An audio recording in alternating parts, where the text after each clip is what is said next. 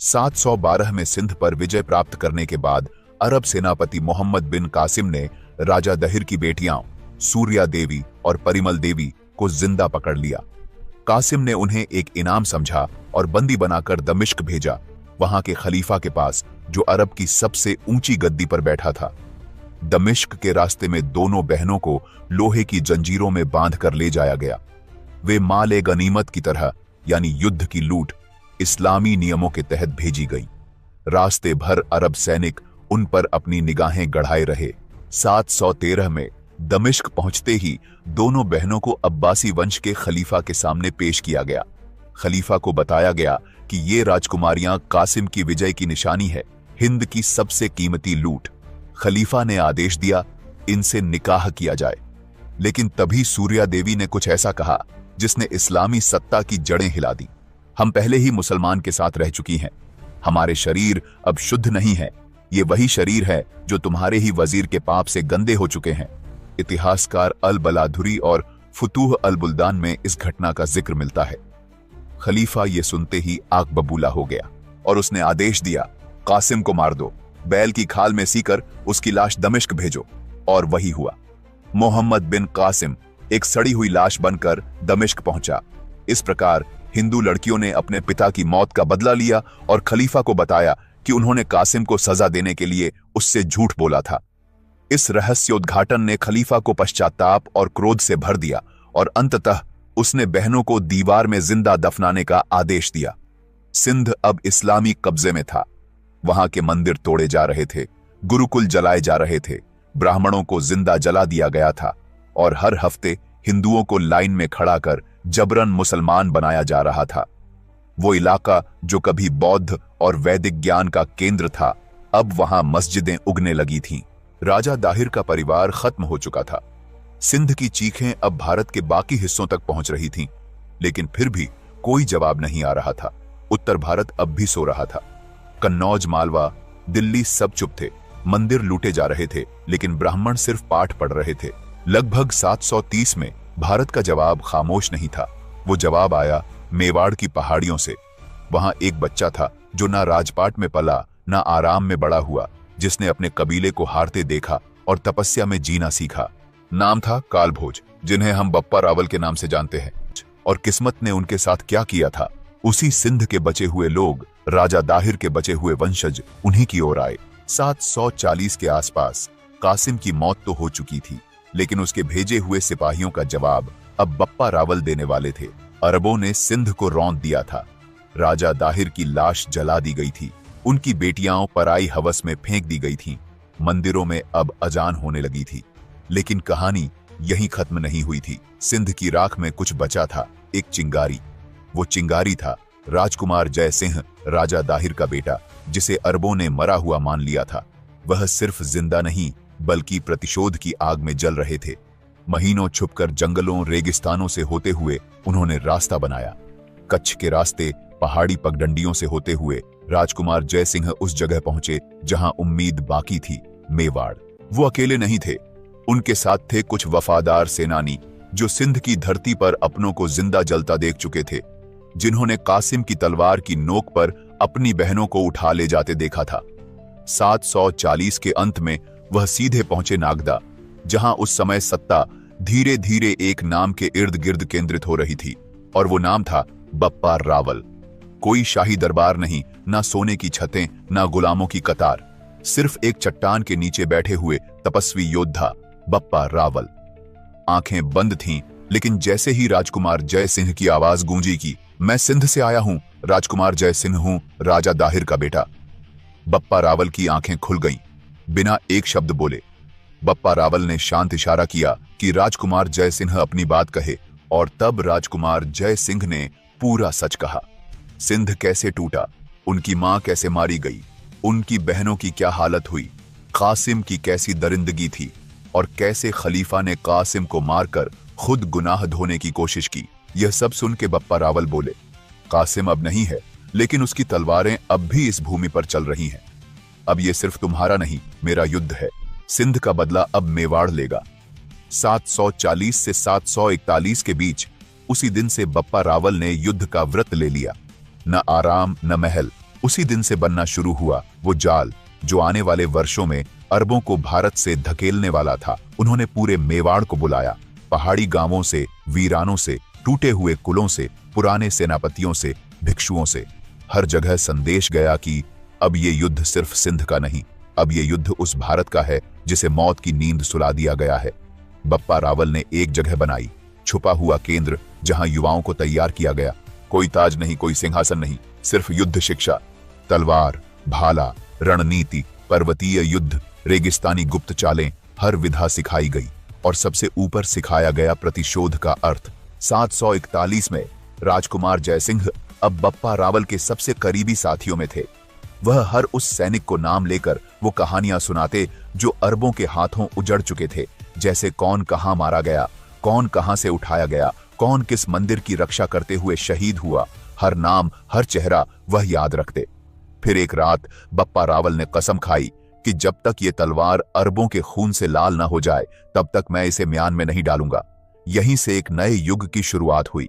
सिंध के जवाब में अब सिर्फ बदला नहीं उठ रहा था, बल्कि अब उठ रही थी वो लहर जो आने वाले समय में अरबों की सल्तनत को हिला देगी। अरबों को यकीन था कि सिंध के बाद हिंद कमजोर है। कासिम गया तो क्या हुआ? अब जजीरा से नए सेनापति आने लगे थे। उनमें सबसे खतरनाक था जुनैद अल मुर्री।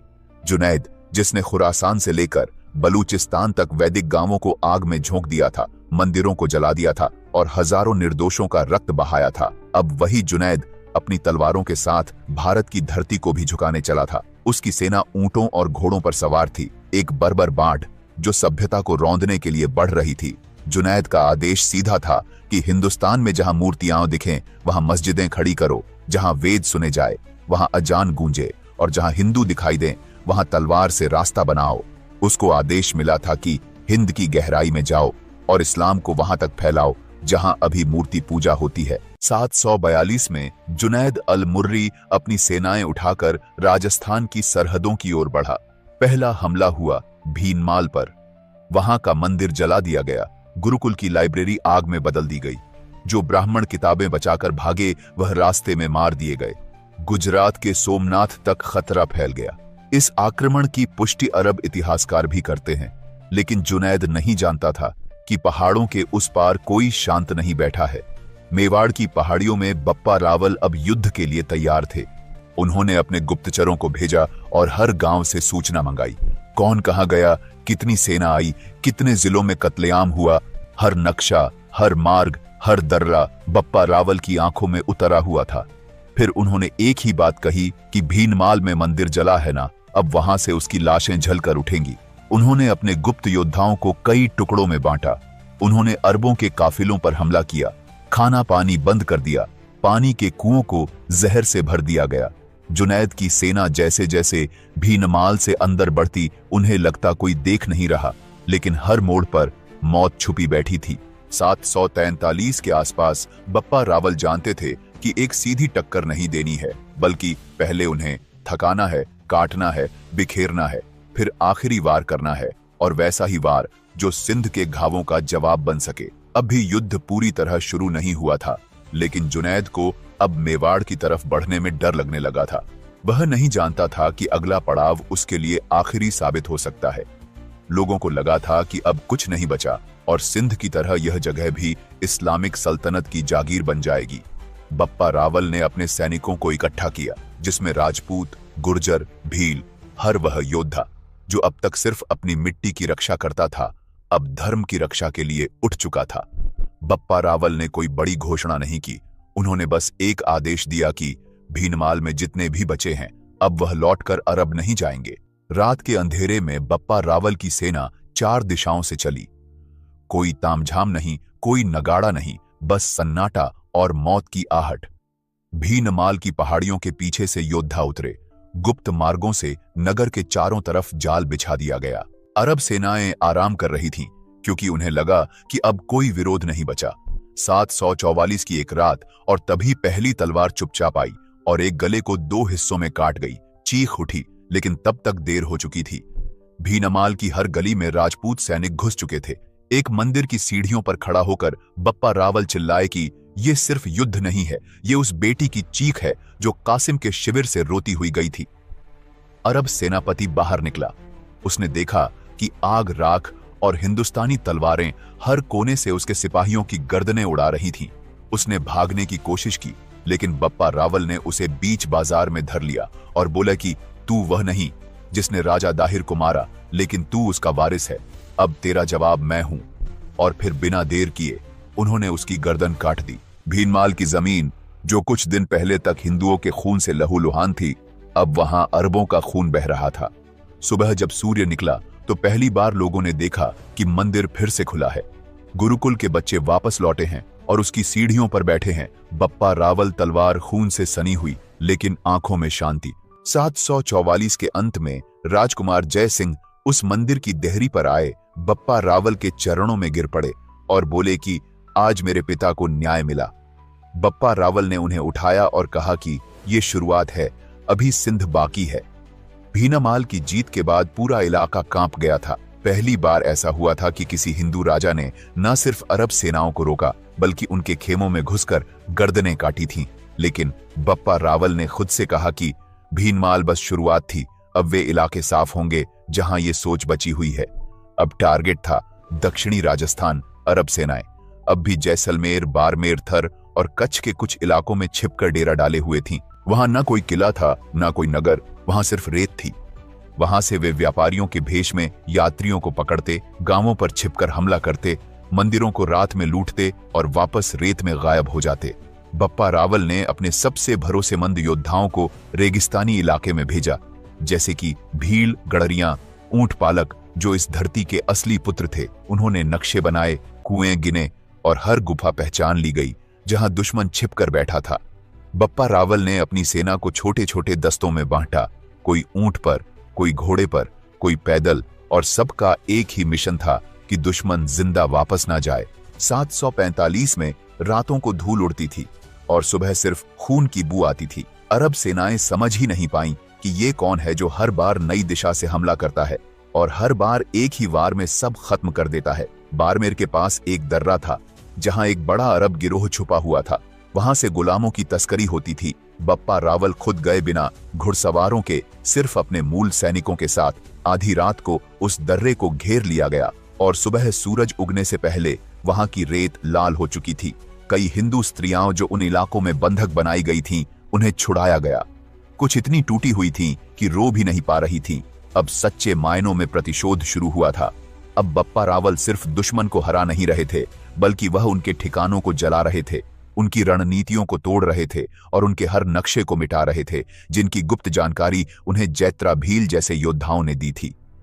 रेगिस्तान अब साफ था, लेकिन एक नाम अब भी सांसों में जहर बना हुआ था और वो नाम था सिंध।